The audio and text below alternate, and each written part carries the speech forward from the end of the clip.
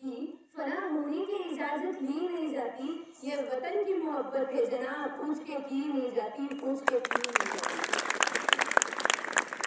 माननीय मुख्य अतिथि, गांव से पधारे सभी मेहमान, मेरे गुरुजन एवं यहाँ उपस्थित सभी मेरे छोटे और बड़े भाइयों और बहनों, आप सभी को 26 जनवरी यानी कि गणतंत्र दिवस के इस महापर्व की हार्दिक शुभकामनाएं।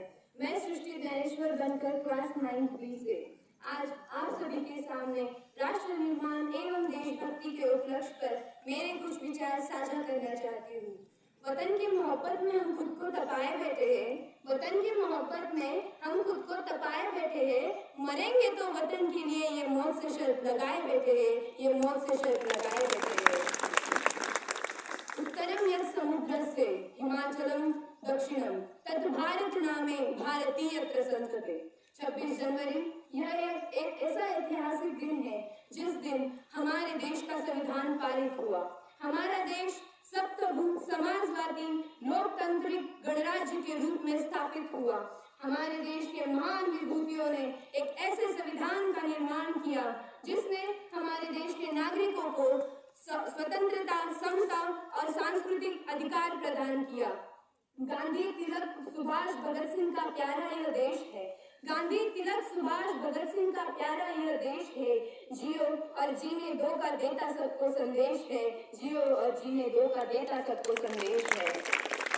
हमने गौरव पाया अपने स्वाभिमान से, हमने गौरव पाया अपने स्वाभिमान से और हमने आजादी पाई वीर शहीदों के बलिदान से। और आज इन्हीं बलिदानों के कारण भारत विश्व गुरु बनने की ओर अग्रसर है। एक जागरूक नागरिक के रूप में हम अपनी ऊर्जा, दृष्टिकोण और विचार से अपने देश को आगे बढ़ाने की क्षमता रखते हैं और इसके लिए हमें शिक्षा, स्वच्छता, पर्यावरण संरक्षण और महिला सशक्तिकरण जैसे मामलों में हाथ बटाना जरूरी है। आज इस महापर्व को मनाने के लिए हम यहाँ सब उपस्थित हुए हैं, तो हम सब ये प्रण लें कि हम अपने देश की प्रेरणा और अखंडता को बनाए रखेंगे, अपने देश के आदर्श, संविधान के आदर्शों का पालन करेंगे और एक सशक्त भारत का निर्माण करेंगे। क्योंकि भारत कोई भूमि का टुकड़ा नहीं है, भारत कोई भूमि का टुकड़ा नहीं है, ये अर्पण की भूमि है, ये दर्पण की भूमि है, ये वंदन की भूमि है, ये अभिनंदन की भूमि है। इसकी नदी नदी हमारे लिए गंगा है, इसका कंकण कंकण हमारे लिए शंकर है। हम जिएंगे तो भारत के लिए और मरेंगे तो भारत के लिए। हम जिएंगे तो भारत के लिए और मरेंगे तो भारत के लिए।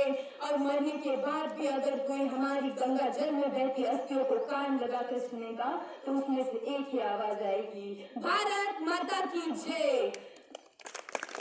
मैं अपनी वाणी को विराम देते हुए कहना चाहूंगी कि आजादी को कभी शाम न होने देंगे, शहीदों की कुर्बानी बदनाम न होने देंगे। आजादी को कभी शाम न होने देंगे, शहीदों की कुर्बानी बदनाम न होने देंगे। बची हो जो एक भी बूंद गरम लहू की, बची हो जो एक भी बूंद गरम लहू की, तब तक भारत माता का आंचल नीलाम न होने देंगे, तब तक भारत माता का आंचल नीलाम न होने देंगे।